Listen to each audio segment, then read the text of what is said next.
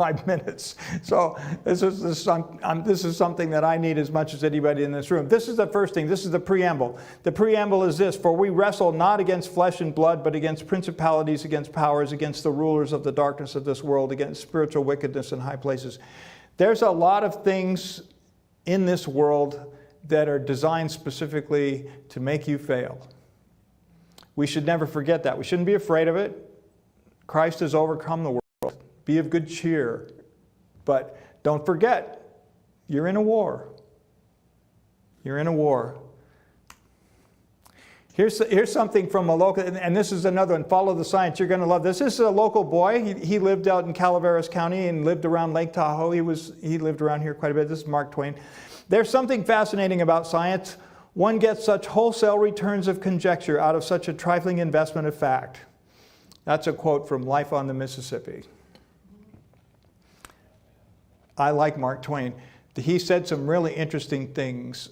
There was a murder in his hometown in New England, and the detectives couldn't solve it. And he said, well, that's your problem. You're asking detectives to solve it. You guys need to get a paleontologist.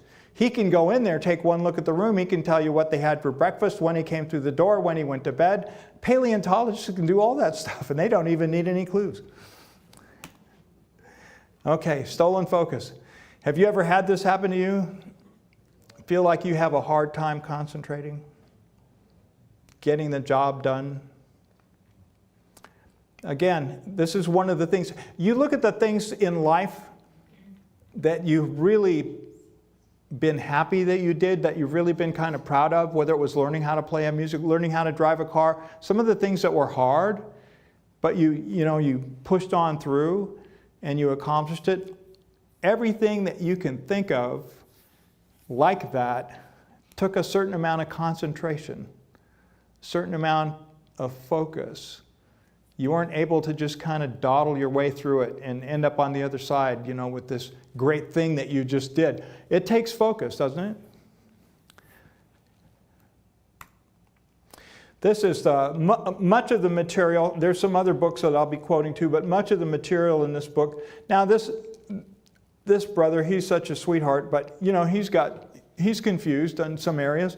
But he went to some of the top people in the world that were kind of studying what's going on, why we're losing our concentration, why we're losing our ability to focus and accomplish great tasks and do great things. So this is his book, Stolen Focus, Why You Can't Pay Attention and How to Think Deeply Again. He has 17 things in here. We're not going to do 17 things. I can't even, I put 7 down here. I don't know if we're even going to do all of those. We'll see. But these are some of the ones on his list, okay? The rise of physical and mental exhaustion. And I put over here some of the things from the Newstart acronym. Poor diet and environmental pollution. The rise of technology and social media. Physical and psychological confinement. Have we seen any of that lately? I'm going to do my very best not to get into COVID and how they filled in the skateboard parks with sand and kept people from going to the beach. I'm going to try really hard not to talk about that. Keeping people from not getting fresh air. Closing the hiking trails in the national parks, but I'm not going to talk about that. The rise of cultural stress and depression. We'll just touch on that briefly. Basically, many people today, more so than in the past, feel that there's no real reason to exist. And this has been proven in surveys with college kids, young people, middle-aged. What am I doing? Why am I doing this? I don't know. Who cares? That sort of thing. And here's one that I really like. Number 6, the collapse of sustained reading. Books versus screens. We'll touch on that a little bit. And then lastly, a word about willpower, what it is and what it isn't. Exhaustion, just a touch on exhaustion. And there's some things that happen in the culture that add to this, why we're so exhausted, why we're tired.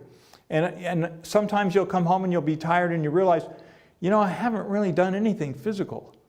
Why am I so tired? Why should I be tired? And it has to do with the sedentary lifestyle. We probably can't do much, but it also has to do with the mental activity and the jumping around we do with our minds. But country folk, you go back 200 years, let's say 200 years, 1823, people that worked, and at that time the culture was still mostly agrarian, mostly farmers, as opposed to, it's like 80-20 at that time, just 200 years ago. 80% of the people lived in the country, 20% of the people lived in the cities. Now it's completely reversed.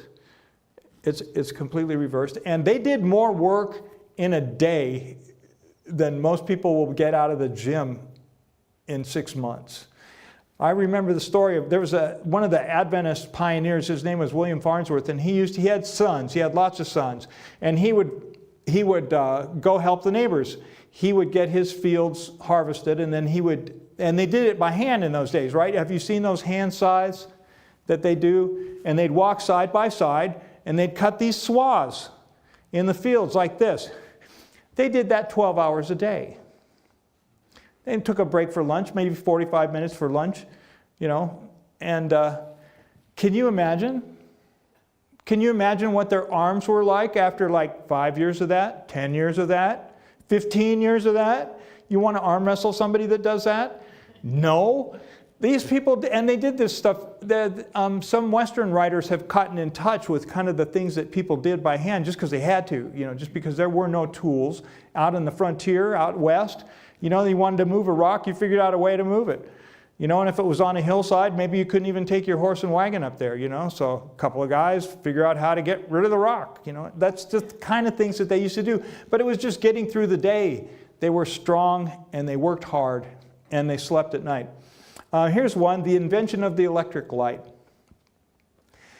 With the invention of the electric light, people did not have to go to bed when the sun went down. And that changed everything. Nowadays, we don't think about it very much, but it changed the world. People could work a night shift. The factories could stay open all night. Didn't used to be that way. They worked in daylight and slept at nighttime. They were more in tune with the natural rhythm of life. And in the wintertime, they slept a little more. And in the summertime, they slept a little less. There used to be a science teacher that worked here at Weimar. Maybe some of you know her or remember her, Karen Jensen.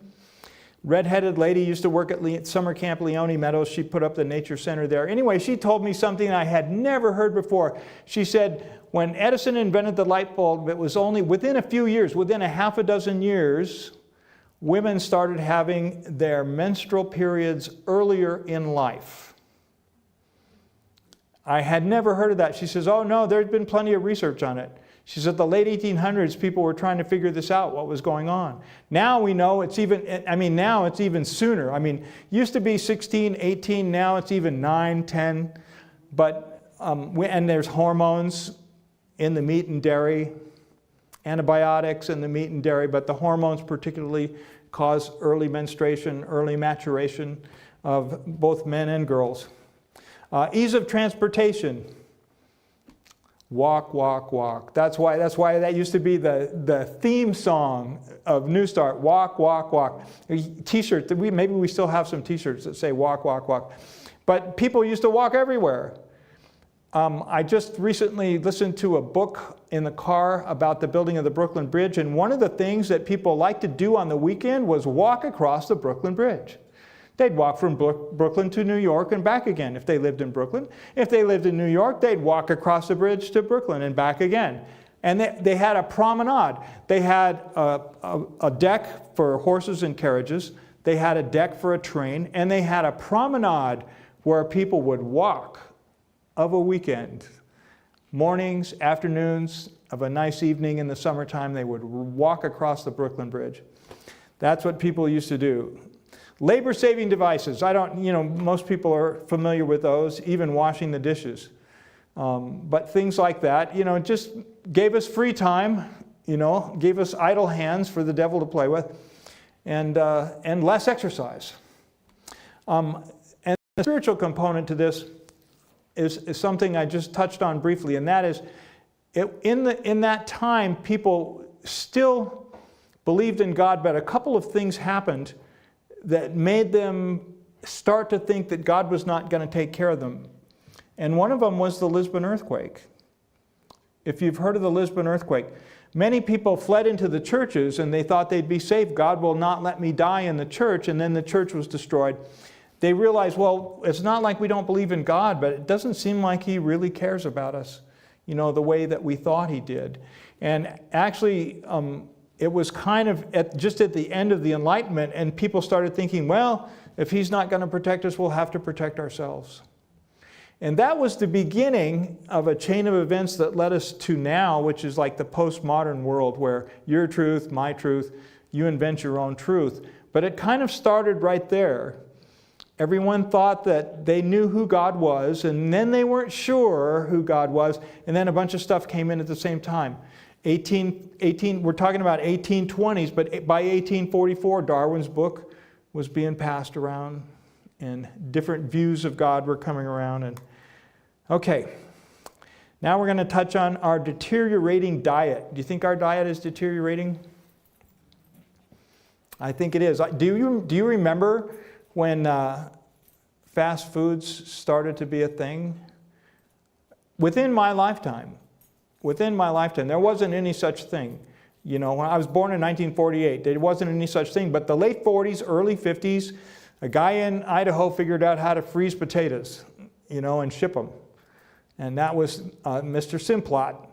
And so those are the things that started happening. And then, do you guys remember TV dinners? Some of you are too young for this, but we heard a talk already about how the dining experience moved from the kitchen or the dining room out to the TV room, where instead of talking to each other, everybody started watching television, while they ate. And you just put it in the oven and take the foil off, and you're good to go.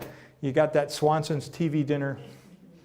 Those are the things. And my mom, these were great, because my mom was going back to nursing school. It's like I was in 7th grade when Mom went back to nursing school. My sister was in 6th grade, and she thought this was terrific. Chef Boyardee, spaghetti in a can, boom, throw it in the pot, and you're done. Got dinner, got supper for the kids, just like that. And it was orange, but that's okay. Tomatoes are red, but whatever. We didn't know. Do you know that when I was a kid, they didn't label anything? My mom freaked out when they started putting labels on crackers. She found out there was lard in Ritz crackers. She about died. But they had to, and the good thing about that is they had to take the lard out of the Ritz crackers, because people weren't putting it. What are you doing? But before they made them label stuff, they didn't label stuff. You didn't know what was in there. They figured out ways around that, but in those days, that's what they did. That's all kind of fast food nation. That's post World War II. The McDonald's brothers, selling it to Ray Kroc, etc. The minimum wage bill, they called it, in the Senate and the House, they called it the Ray Kroc bill. They didn't call it the minimum wage bill, so he could hire teenagers cheaper than he could hire people at a living wage. That was the whole beginning of the minimum wage. They started adding to processed food sugar, salt, and fat, so it would be delicious. 2 advantages. The first one, of course, is it's delicious. The second one is they didn't have to use premium ingredients. They could use kind of, low end. So you know how it goes, right? So the beautiful tomatoes go to the produce section. The kind of ugly tomatoes go to the spaghetti sauce. The really rotten tomatoes go to the ketchup. You know how that works. So the really good oranges go to the produce section. The mediocre oranges go to the orange juice. The really bad oranges is Fanta. So that they can just sugar it up, and it'll be good. We'll carbonate it and sugar it up. It'll be fine. So sugar, salt, and fat. But I will tell you that one of the things that they have done, particularly, and I discovered there's a number of books. There's a book called Sugar, Salt, and Fat. That's worth a read. But the first time I read about it is in this book called Fast Food Nation. And there's factories with no names on the outside in New Jersey that are doing experiments all the time, and then they test these things on people, And they're not just looking for, they don't just put sugar, fat, and salt in stuff. They put just the right amount of sugar and just the right amount of fat and just the right amount of salt that's going to make you want a little more.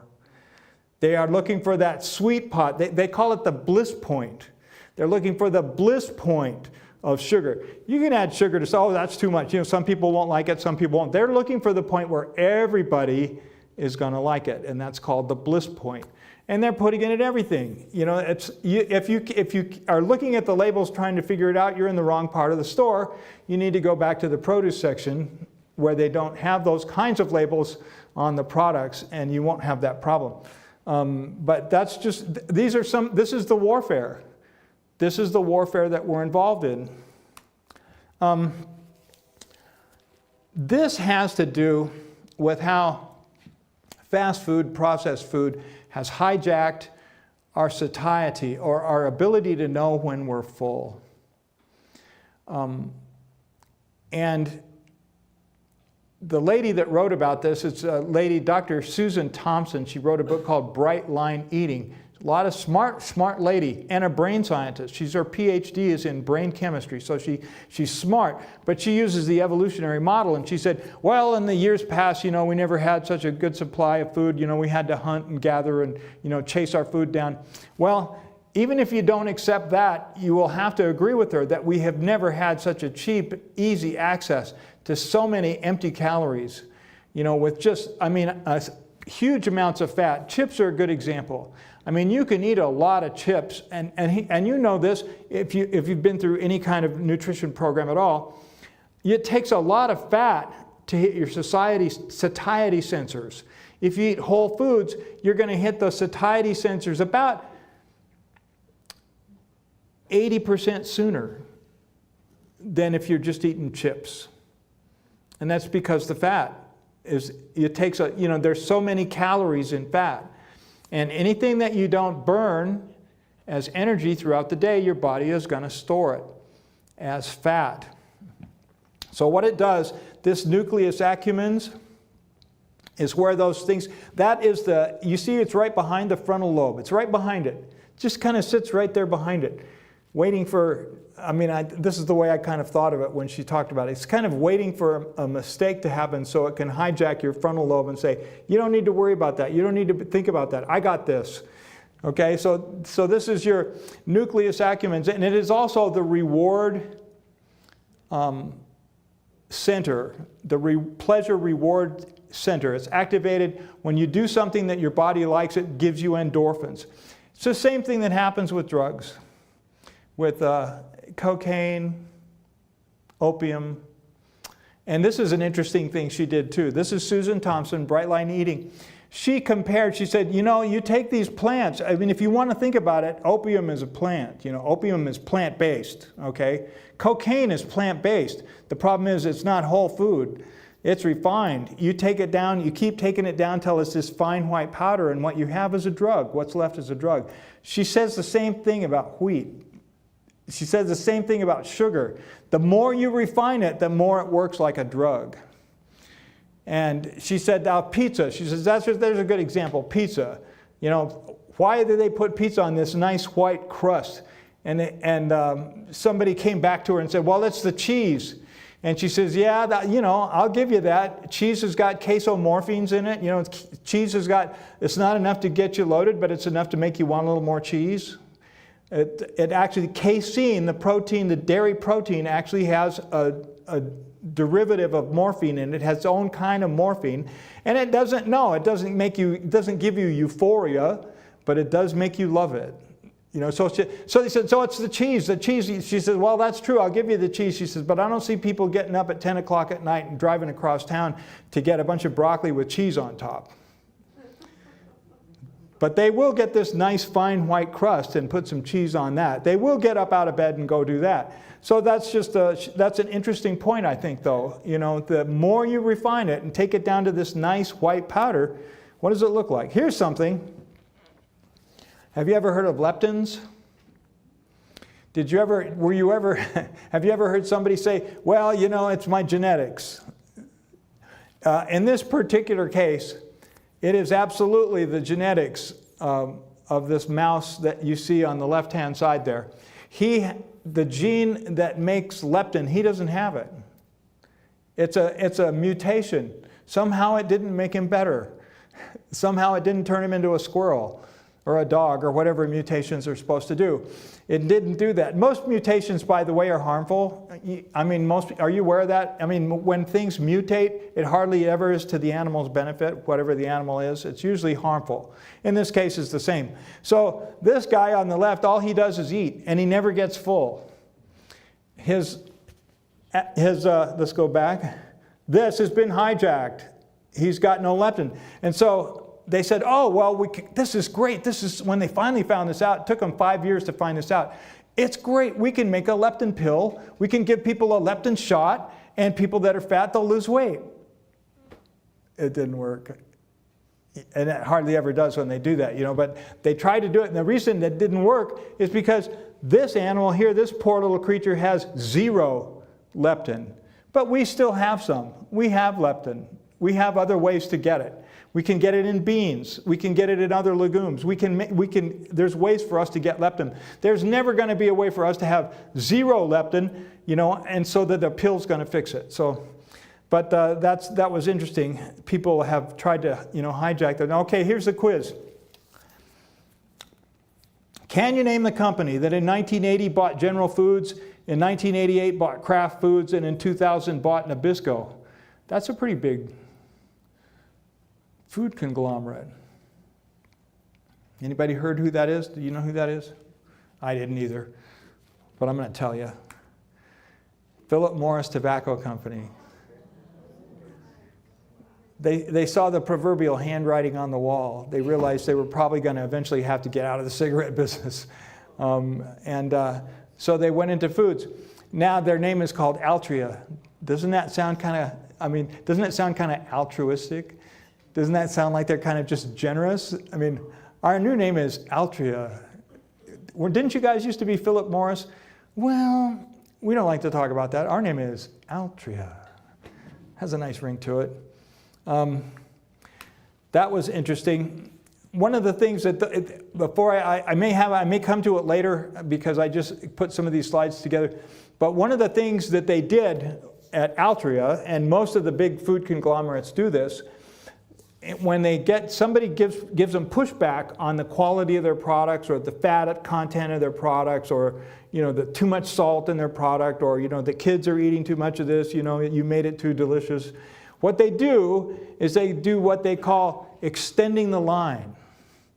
Extending the line. It's called line extension. And they don't really deal with any of it. What they do is they take their product and they say, here's the new low-fat Lay's potato chip. Here's the new nutrient-dense donut, or whatever it is, because they call that line extension. They give you here's too many calories in your beer? Okay, we have light beer. You don't have to worry about the calories in your beer.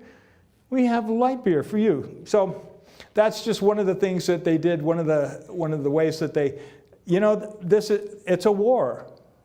You need to understand, and they're not playing fair. They're not playing fair with you. They're in it for the money. It's for the stockholders. And of course, that's for the children or whatever. I'm not buying it, but that's what they say. All of these things are intertwined. Have you noticed that there's some overlap in the talks this weekend? That some of the things that Eugene talked about last night really make sense when you talk about the things that you struggle with and why you struggle with them. Because Satan's not playing fair. And on our own, when we get into willpower, you'll see that on our own, we're not really able to cope with any of this stuff. I'm going to give you the scientific version of willpower in a little bit. You'll love that. Okay. Everything affects everything. Have you ever noticed it's hard to focus when you're tired? Have you noticed how even the little things get to you when you're not well rested? It's hard to focus if you're not well. Poor nutrition, poor air quality, noise, city life all contribute. You're not well. You don't feel good. And all of a sudden you're irritable. And you don't know why. Well, it's just because you're not a good enough Christian. You just didn't pray enough. You don't have enough faith. Well, I can't speak to that. I can't say what's in your heart. C.S. Lewis wrote in the Screwtape Letters, this is a senior tempter telling a younger tempter, he says, we use this all the time. They fall and they think, oh, if I'd only prayed more, if I'd only done this, if I'd only done that. And the Screwtape, who's the senior tempter, he says, all they really needed to look at was what they had for supper. If they'd have looked at what they had for supper, they would have seen the reason they fell the next day. But we're not helping them look at that. We don't want them to look at that. Tell them that food doesn't have anything to do with their salvation. Just tell them it's, they need to pray more, pray more. It's your problem. It's your fault, you didn't pray enough. And maybe they didn't. It's always a combination of things, isn't it? It's always more than one thing. It's not just the one thing. It's usually a combination of things working in a little satanic symphony. And now we move on to tech. Have you noticed that it's hard to focus if you are constantly and artfully and scientifically and purposefully interrupted? Have you noticed that? I don't even have my phone up here. Well, that's good. Okay, I was going to show you that I have one, but it's okay. This is something I'm going to give you a little bit about. This isn't the only, there's so many, you could go to the startup of any of these Silicon Valley companies, and they're all going to have similar beginnings, but this was, and we know the Apple story, Steve Jobs, Steve Wozniak, and some of those things. We know how Bill Gates stole everything from everybody and moved up to Washington and set up his little empire there. And then the guys down in the Silicon Valley, the Google people and all of those folks, Facebook and all those people stayed right down there in the Bay Area. So this is what we're going to kind of cover in this next little section here. It all started at Stanford. Do you believe in magic? So the first man that we're going to talk about is a gentleman that loved magic as a kid and became good at it, was able to go to magic camp, and somebody at magic camp took him to this famous magician who taught him how to do stuff. And magic, the way they did it, sleight of hand, they call it prestidigitation. The idea of how that works is you're distracted over here, and he's doing something over here. If you'd been looking over here, you could have seen what he did with the coin, but you were not looking over there, you were looking over here. That's how that sort of magic works. It's not satanic magic, it's distraction magic. And the media stuff, the cultural media stuff, Facebook and all those things, are built on some of those same formulas. B.F. Skinner, he'd already written a piece of software that Apple had bought. He'd gotten, when his last year at Stanford, he'd gotten an internship over at Apple. But he heard about this graduate class, and this graduate class was called the Persuasive Technology Lab. And the guy teaching the class, get this, B.F. Fogg. Don't you know, B.J. Fogg, sorry, B.J. Fogg. That's the professor's name, B.J. Fogg. They called him the millionaire maker because many people that went through his class ended up in startups in the Silicon Valley. But that was the name of his class. The Technology Lab. 2011 at the Googleplex, we're going to talk about that. We're going to talk about Instagram and the filters. And the last thing I want you to remember in this introduction is, if the product is free, you are the product.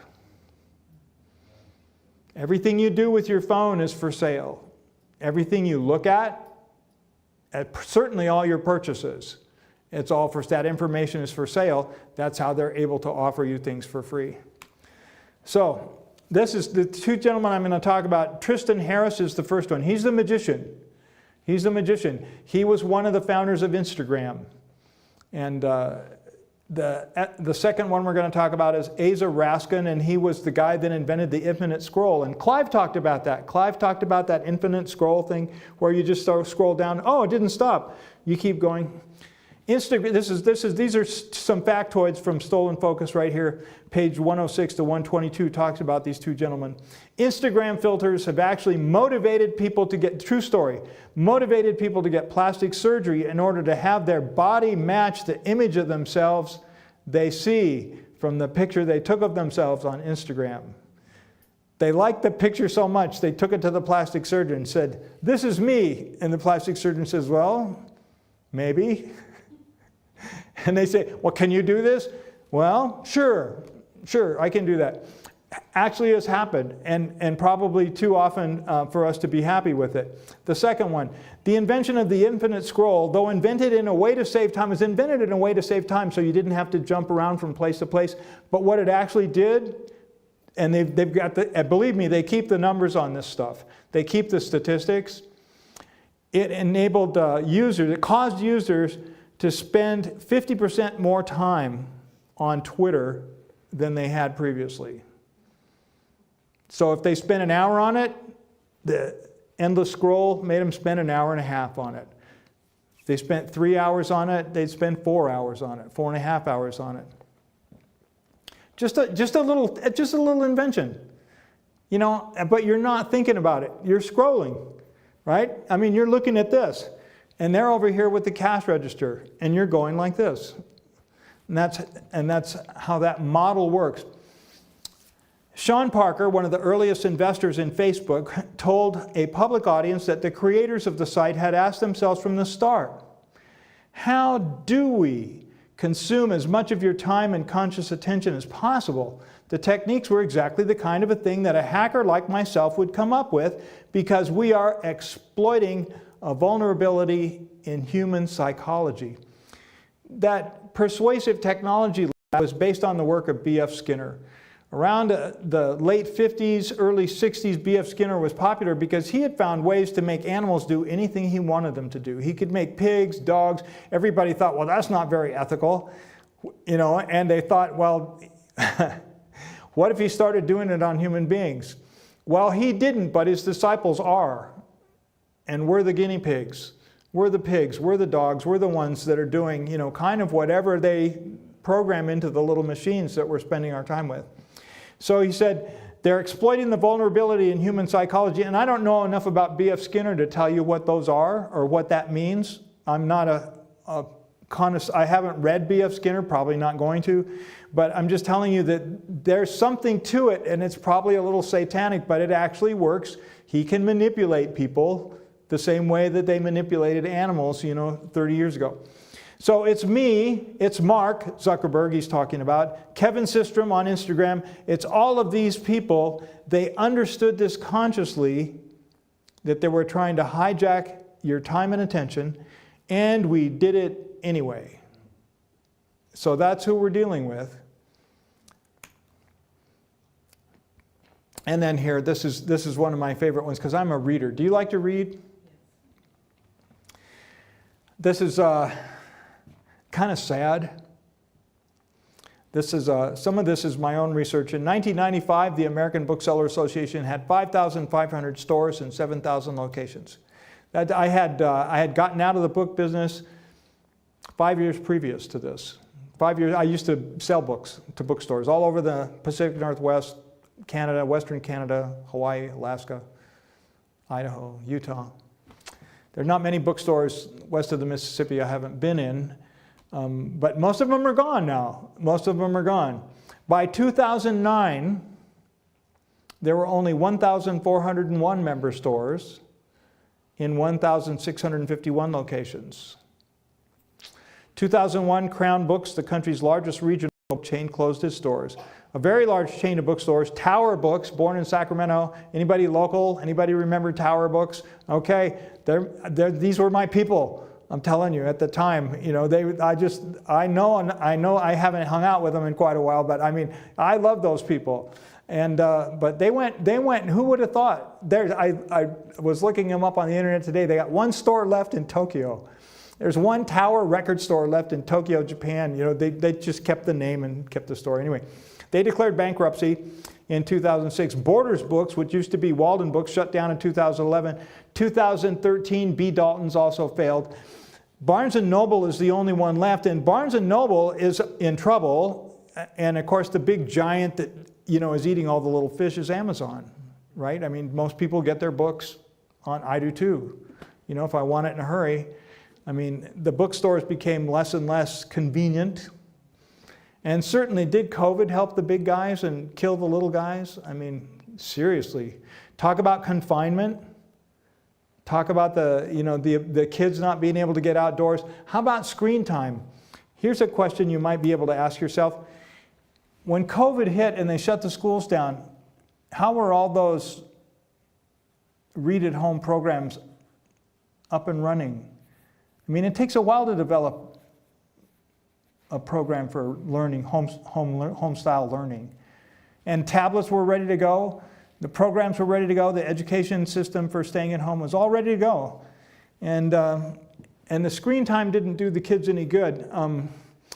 So this is another statistic about books in general, okay? The proportion of Americans who read books for pleasure is now at its lowest level ever recorded. Since 2004, it's fallen 40% for men and 29% for women. That's just reading. Sit down and read a book. Just sit down and read a book because you want to, because you're interested in it. The opinion poll company Gallup found that the proportion of Americans who never read a book in any given year has tripled since 1978. And now, 57% of Americans do not read a single book in a typical year. It's the first time, I think this was 2022, that's the first time that people that don't read any books exceeded 50% of the population. 57% of the population do not read any book at all. Okay, willpower. What is willpower? Oh, hang on, what happened? Hang on, I'm going to pull this down and look at... This one's out of place. This is a reading slide. Okay, screen time versus books and paper. The results have been, the scientific evidence is in. For older students, significant research shows that comprehension suffers when they read from a screen. And it's a 30% drop in comprehension scores on tests. It's a 30% drop. So figure this out. You missed 2 years of school, but let's say you do everything right. You know, and you're still at home looking at your screen. You've still lost 60%. You know, you've lost 30% each year of what your comprehension should have been if you were in school face-to-face with a teacher. That's pretty sad. A meta-analysis of 33 different studies showed that students understood more informational text when they read it on paper. That's the governmenttechnology.com. I think I got some slides out of order. I just didn't... that's the only... Okay, here we go. Willpower. What is it? Well, nobody really knew.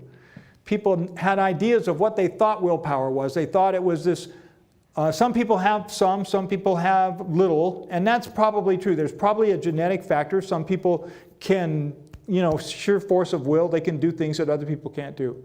And that might be an Olympic athlete or, you know, somebody who walks across the South Pole or something like that.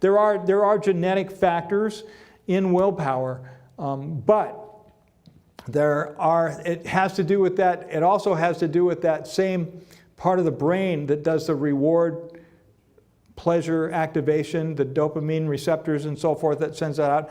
And they first discovered this in 1989. It was called the Radish experiment. Let me get this back up. And we'll talk about that. The Radish experiment was a psychological experiment, and they had two groups of people, and in this room, as they walked into the room, they thought that the room was the experiment, but they didn't know that. They thought this was the waiting room for the experiment. That's what they were told. Psychologists lie. I don't know if you've heard that. Anyway, so they go into the waiting room for the experiment, and in each waiting room was the smell of freshly baked chocolate chip cookies. And there were cookies there in a bowl, and there were radishes there in a bowl. One group, they said, you can eat the radishes, but you can't eat the cookies. The cookies are for another experiment. That's for another group. The second group was told they could eat the cookies, but they couldn't eat the radishes. And then, after 20 minutes, they went into another room where they were told this is the experiment, and they were told it was an intelligence test. And in that second room, they were given some problems that it was impossible to solve, some geometry problems that there were no solutions. They just made the problems up and there was no solutions to them. The people that were allowed to eat the cookies and did not have to exercise their willpower to not eat the cookies worked on those problems and worked on those problems and worked on those problems and tried to solve those problems. But the people that were not allowed to eat the cookies, they had used up all their willpower not eating cookies. And they went into the room and tried to solve the unsolvable problems. And about 8 minutes in, they just said, forget it. I'm not doing this. I can't do it. I can't figure it out. I'm not doing it. So consequently, scientifically, what they discovered, or what they think they discovered, is that most people have about 15 to 20 minutes of willpower. That's all you have. This is what the science discovered. Now, what they saw is what I described. What they concluded, is it true? Is it absolutely true? Is it true of everyone? They did other experiments similar to this, and this was a gentleman who wrote a book called Willpower. He works at the University of Florida. His name is Baumeister, and this was his conclusion. And he considered that anything that requires willpower is a temptation. And he says it's okay, he says it's okay to walk away. You don't have to test your willpower all the time. And we'll get into that a little bit. This was the first time they discovered that willpower was more than a metaphor. It seemed more like a muscle that could be fatigued. Now they have just done some other experiments, particularly diabetics or hypoglycemic individuals. They do have a problem with willpower or temper, controlling their temper when their brain doesn't get enough glucose. That's just physiological. Your brain can be fatigued by making hundreds of decisions, and you get home and you just can't make one more decision. And you say, man, I just don't have any willpower. What happened to it? Well, you used it up. The scientific explanation is you used it up. And how it usually expresses itself in an ordinary human setting is your spouse will say to you, what do you want for dinner? I don't know. You decide. You just can't make one more decision. So consequently, now you've taken what you're going to eat and put it in the realm of who cares. Let's just eat something. Is that a good idea? No. If you want to really get someplace with your health, you want those kinds of decisions to be made ahead of time. You don't want those decisions to be in the, well, who cares? Let's just get a pizza. What's in the fridge? Oh, that looks good. You don't want to be there in that. You don't want your food to be in that situation. You want to have made up your mind about how you're going to live your life. Take control of it. There's a cliche, if you fail to plan, you plan to fail. This is an example of that. So scientifically, that's called decision fatigue, when you've made so many decisions. And even little decisions that you don't really think of as important can wear you down. They just kind of take it out of you. Scientifically, they say most people have 20 minutes of willpower. So what can you do? Well, this is for willpower. It is perfectly fine to avoid temptation. And it's not just Baumeister that says so. The Bible says so, Don't walk with the ungodly. You don't want to be ungodly? Don't hang out with the ungodly. Some of these things are clear. If there's a donut shop on your way to work and that's a problem for you, choose a different route to work. If you're an alcoholic, don't go into bars and order a 7-Up. It's just a bad idea. These are things that is just, these are common sense, right? But it's okay. It's not cheating. It's not cheating to work around the things, that are going to take you down. Don't go there. And this is biblical. Now here's another one that they didn't talk about in any of these books, and that is you can pray for willpower. You can pray for it. 1 Corinthians 10:13, the way of escape verse? There is nothing that's going to happen to you that God hasn't made a way of escape for. You may not see it, but do you ask in the moment?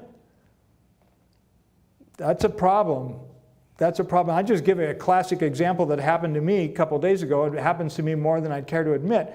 But I can't find my keys, and I'll look for them for a half an hour before I pray. I know, nobody ever does. He knows where they are, doesn't he? Doesn't your Father in heaven know where your keys are? And usually my wife will say, well, honey, have you prayed about it? No. But we're in that I want to do it myself. I mean, we're like babies in that way. It's like, well, it doesn't count if I don't do it myself. It doesn't count if I don't find it myself. It doesn't count if I don't fix it myself. Why should I ask for help? This is kind of how we are. This is the natural man. Just self-focused. Not even when we're not selfish, we're self-focused. How can I get the credit for it if God does it all? Oh yeah, right. You can't get any credit for it if God does it all. That's the idea. You don't get any credit because you can't do anything. Without me, you can do nothing, Jesus says. It's very clear. It's very clear. Raise your cultural expectations. Here's something, and this is what I mean. I touched on this earlier about the difference in the culture between, say go back to the beginning of the 1900s, early 1900s, World War I, World War II.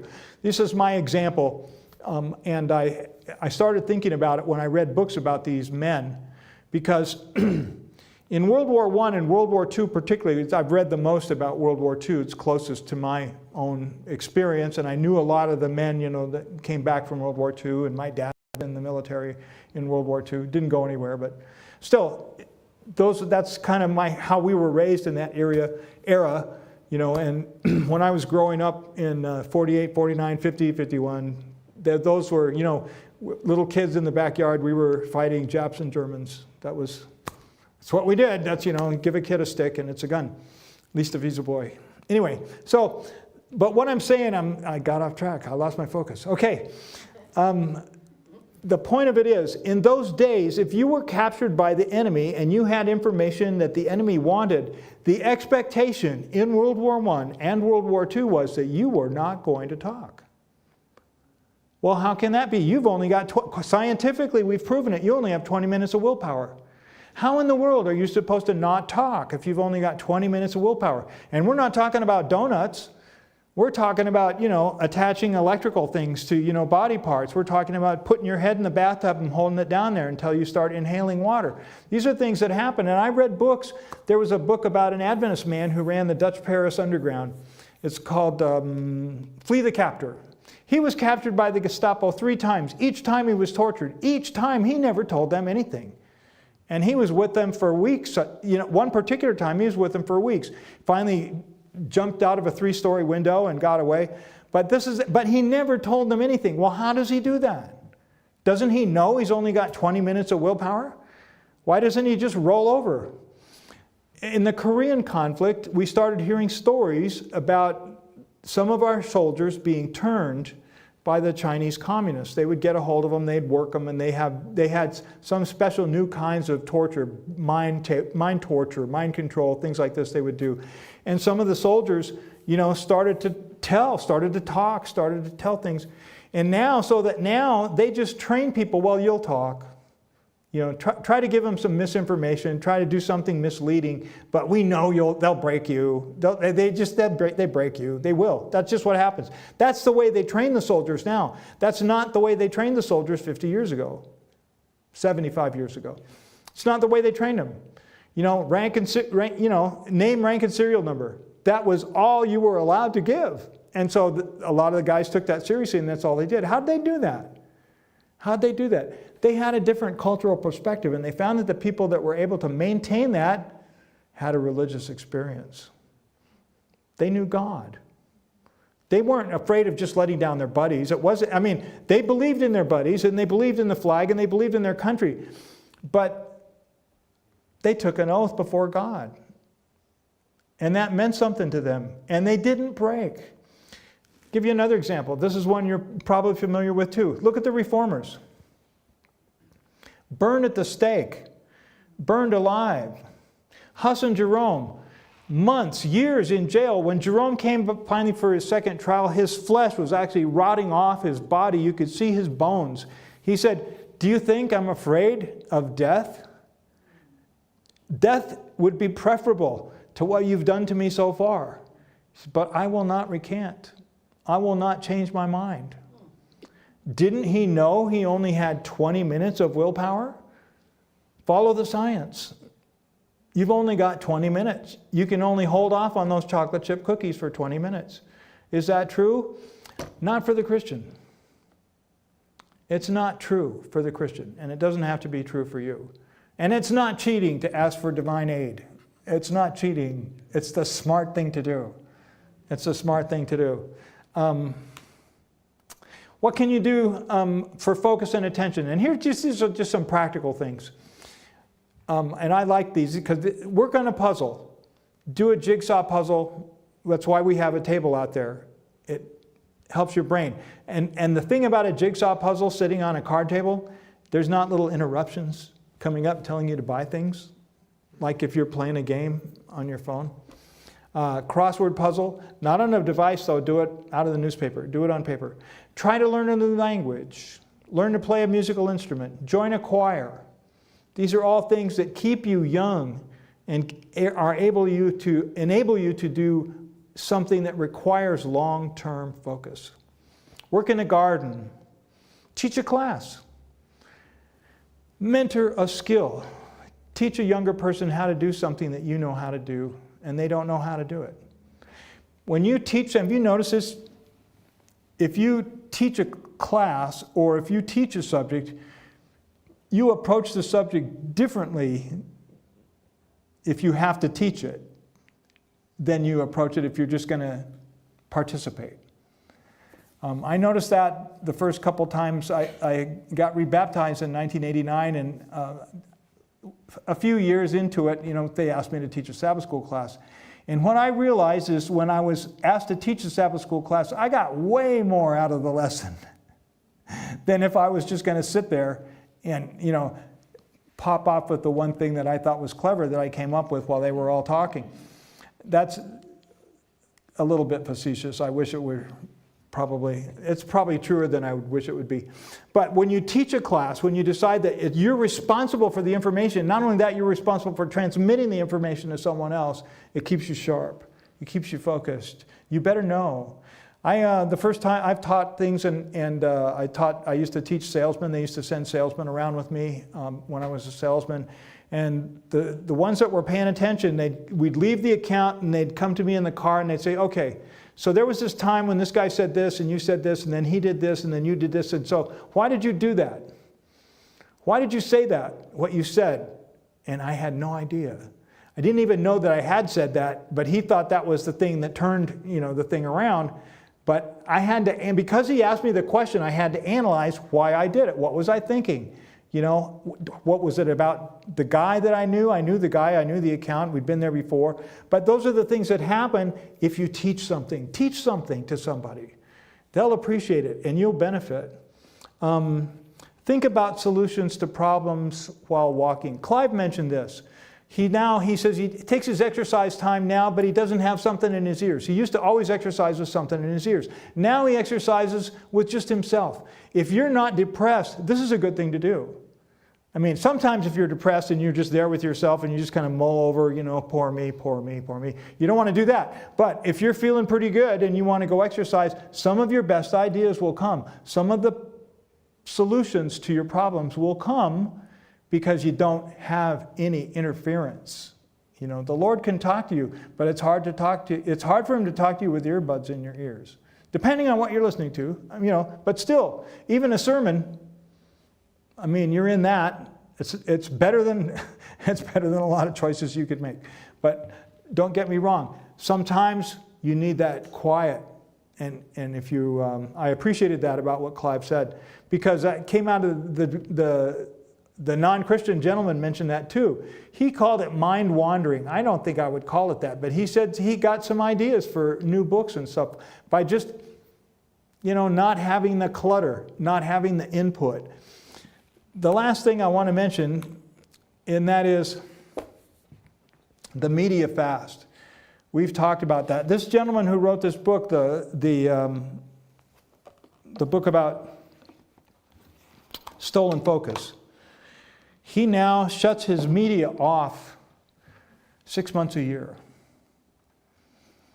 And considering the fact that he's kind of, that's his life, that's how he stays in touch with people. I'm curious now as to how he, takes phone calls. I wonder if he's got a track phone, where people can talk to him if they need to get a hold of him. But it doesn't keep interrupting you with sales pitches and so forth. He doesn't do it all in a lump. He doesn't do it 6 months at a time. He does, 2 on, 2 off. He might stagger it, something like that. He says, but in general, he is off his media 6 months out of the year. Not so easy, as we know, not so easy, but it's a worthwhile thing to do. We don't really know everything that they're doing to us on those little websites. And we talked about, are some media better than others? Or sure, the question came up the other day about, well, is social media better than, first-person shooter video games? Probably. First-person shooter is just devastating, for the kids. I mean, true story. Psychologist for the Army, one of the things he had to do, and he'd been in the Army for a long time, career Army guy, been in the Army for well over 40 years. He said, World War II, Korea, he says, what I had to do is they had to counsel with guys that had killed somebody. It hurt them so bad. It just hurt them. And so he had to help them work through that. They'd never killed anybody. Who would you? And of course, the movies in those days, World War II, they didn't have any movies that were graphic. Somebody would clutch their chest and roll, even that, but nothing like what they have now. And so that's how he spent most of his time. Now, he says, the kids now, it doesn't bother them at all. Kids that went to Iraq and stuff, he said, that's not their issue. They have post-traumatic stress, but they don't know where it's coming from because it did not bother them to shoot people. Because they've been shooting people since they were little kids. And we know from the mirror neurons in your brain that the things you do on the computer, your brain thinks you're doing them. Your brain thinks you're actually doing them. So you can say it's a game, you can say it's not real, but your brain, that pleasure reward system is kicked in. And you're getting that cycle has been started just the way it would, if you were enjoying a combat situation, which is not something anybody should enjoy. But you get points. You get points, you get rewards. This is the kind of thing. It's pretty grim. It's pretty grim. All right, I think that's all I have. Any questions? I have to tell you, this is the first time I've given this presentation. It just intrigued me so much, some of the things that are in here. And I'm by no means an expert on these things, but I'm willing to take a couple questions if you have some. And if you don't, that's okay too. All right, let's close with prayer. Heavenly Father, we want to thank you for the help that is available to each of your children. We're so grateful. And it may even be true that on our own we've got about 15 or 20 minutes of willpower. Sometimes more, sometimes less.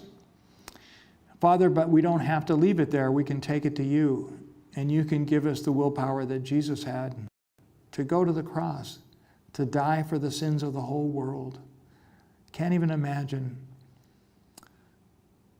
We're so grateful that he did that for us and that we can participate. He's promised us power.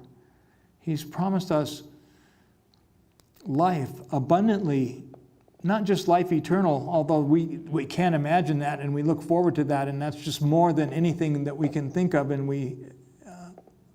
but abundant life now, here and now, even though sometimes our environment doesn't really look that way. We ask that you would show us the way to go, that you would be a lamp for our feet and a light for our path. We offer this prayer in Jesus' name. Amen. Thank you for your attention.